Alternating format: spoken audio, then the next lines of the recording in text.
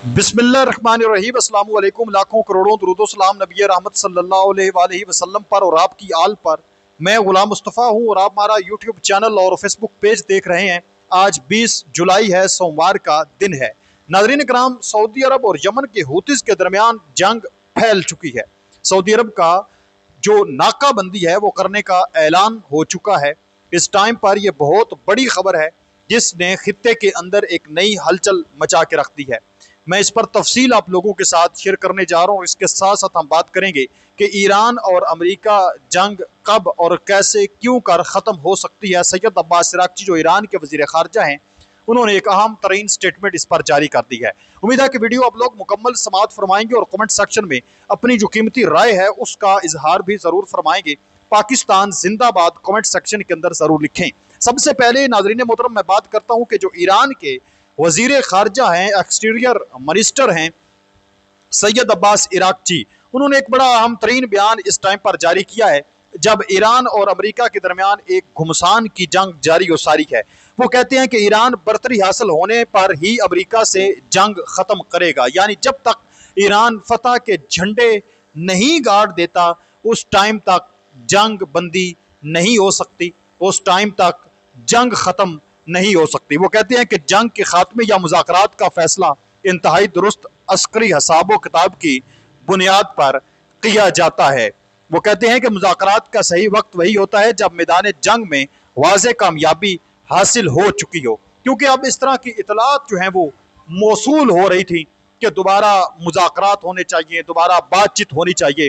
तो वो ये कहते हैं कि मुज़ाकरात का जो सही टाइम है वो यही टाइम है कि जब मैदान जंग में वाज़े तौर पर हम कामयाबी हासिल कर लें, जब हम अपनी फतह का ऐलान कर दें, फतह का झंडा गाड़ दें, तो उस टाइम पर ही मुज़ाकरात अब शुरू होंगे। वो कहते हैं कि जंग या अमन से मुतल्लक फैसलों में अवाम की जानों और मुल्क के मुस्तकबिल को मद्देनजर रखना जरूरी है। साफ ज़ाहिर है, ये बड़ा अहम तरीन पॉइंट है कि जंग या अमन से मुतल्लक फैसलों में अवाम की जानों और मुल्क के मुस्तकबिल का फैसला करना बड़ा ज़रूरी होता है, क्योंकि अगर मजीद जंग छेड़ी जाए तो ये सोचना पड़ता है कि अगर मजीद हम जंग लंबी करते हैं, तूल देते हैं जंग को, तो हमारे कितने लोग मजीद शहीद होंगे, और अगर हम अमन का रास्ता अपनाते हैं तो फिर क्या असरात होंगे। ये इसका हिसाब किताब लगाना भी बेहद ज़रूरी है। ये इस टाइम पर सैयद अब्बास इराक़ची ने बयान जारी किया है। फिर नाज़रीन मोहतरम, ईरानी वज़ारत ख़ारजा की जो तर्जमान है इस्माइल बक्काई, उन्होंने सदर ट्रंप की जज़ीरा खारक पर कब्जे की धमकी पर रद्द-ए-अमल देते हुए कहा है कि उन्हें इसके नताइज भुगतना होंगे। मेरा ख्याल ये है कि इस खित्ते में ऐसे बहुत से लोग मौजूद हैं जो उनका इस्तकबाल करने के लिए दिन गिन रहे हैं। यानी वो अमेरिकी फौज की बात कर रहे हैं, अमेरिकी सदर डोनाल्ड ट्रंप की बात कर रहे हैं, जो ये कहते हैं कि हमने ईरान के अंदर जजीरा खर्क के ऊपर कब्जा करना है, जो है वो अमेरिका के कब्जे में आना चाहिए।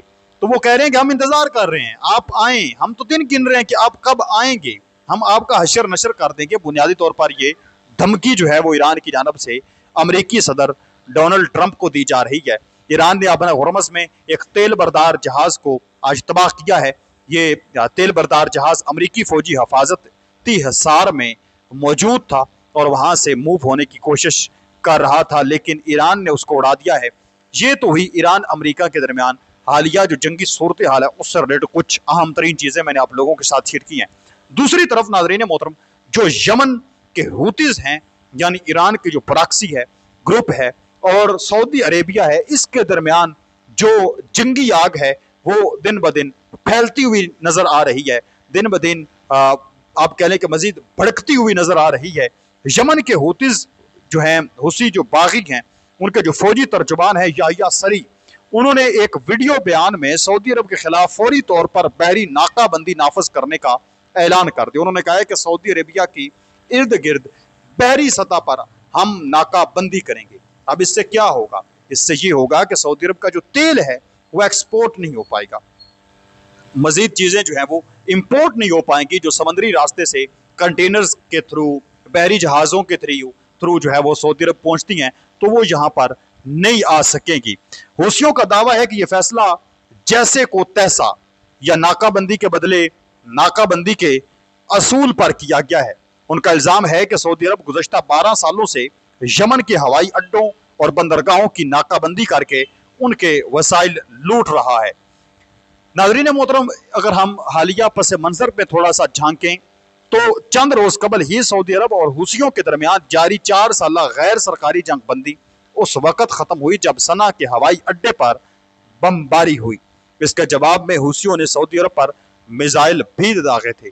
लेकिन एक चीज आप यहां पर याद रखें कि जो सना के इंटरनेशनल एयरपोर्ट जो कि यमन के हूतीस के कब्जे में है, वहां पर जो बमबारी हुई थी जब एक महान इंटरनेशनल एयरलाइंस का त्यारा जिसने तेहरान से उड़ान भरी, जिसमें यमन के हूतीस का एक वफद मौजूद था, वो सना एयरपोर्ट पर उतरने वाला था तो बमबारी हुई थी।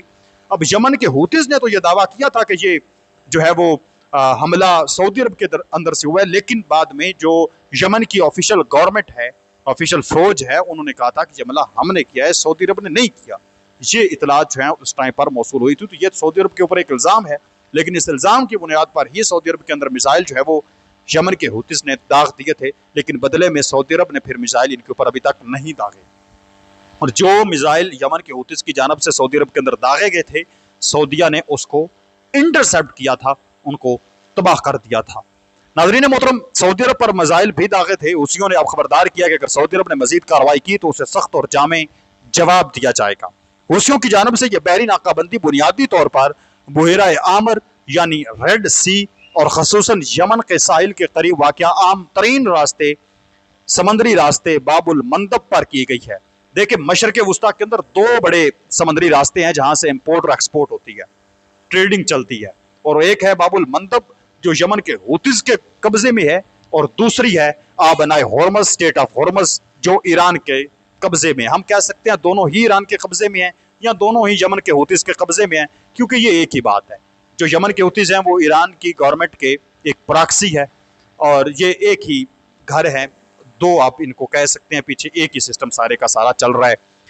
तो हुसियों ने ऐलान किया कि वो बहर अमर के रास्ते होने वाली सऊदी अरब की तमाम बहरी तजारत, आमदो रफ्त और तेल बरदार जहाज़ों को निशाना बनाएंगे, तबाह कर देंगे। ये बाकायदा उन्होंने ऐलान जारी कर दिया है, जहाज़ों को निशाना बनाया जाएगा। और हसास तरीन मामलात ये हैं कि सऊदी अरब अपने खाम तेल की बरामदात का एक बहुत बड़ा हिस्सा, ऑलमोस्ट 70% इसी बहरा यामर रेड सी के रास्ते से दुनिया भर में भेजता है। इसलिए यह नाकाबंदी वहां की मईशत के लिए एक बहुत बड़ा खतरा बन सकती है। हुसी बागी इस नाकाबंदी को नाफज करने के लिए अपने ड्रोन, एंटी शिप मिसाइल और बहरी बारूदी सुरंगों का इस्तेमाल कर सकते हैं। नाजरीन मोहतरम, ये कुछ आम तरीन डिटेल्स हैं। ये मजीद जंग अब तूल इख्तियार करती हुई नजर आ रही है। पाकिस्तान की फोर्सेस पहले ही वहां पर मौजूद हैं, तो मामलात इंतहा दर्जे के खराब हो सकते हैं। सऊदी अरब जो है वो कोई उसको हल्के में ना लिया जाए। जो यमन के हूतीस हैं उनकी जानब से सऊदी अरब जो है वो बहुत बड़े लेवल पर तबाही फेर सकता है, अपना दिफा करने का भरपूर हक रखता है, क्योंकि हमले सऊदी अरब ने नहीं किए, हमले जो हैं वो यमन की गवर्नमेंट ने किए थे। तो ये बिला वजह जो है वो इनके साथ फिर जंग छेड़ रहे हैं। बहरहाल देखते हैं अब मुस्तकबिल के अंदर क्या कुछ सूरत बनती है। अपने मेज़बान गुलाम मुस्तफ़ा को इजाज़त दें, मिलते हैं और नई वीडियो में। तब तक अल्लाह निगहबान, पाकिस्तान हमेशा जिंदाबाद, वस्सलाम।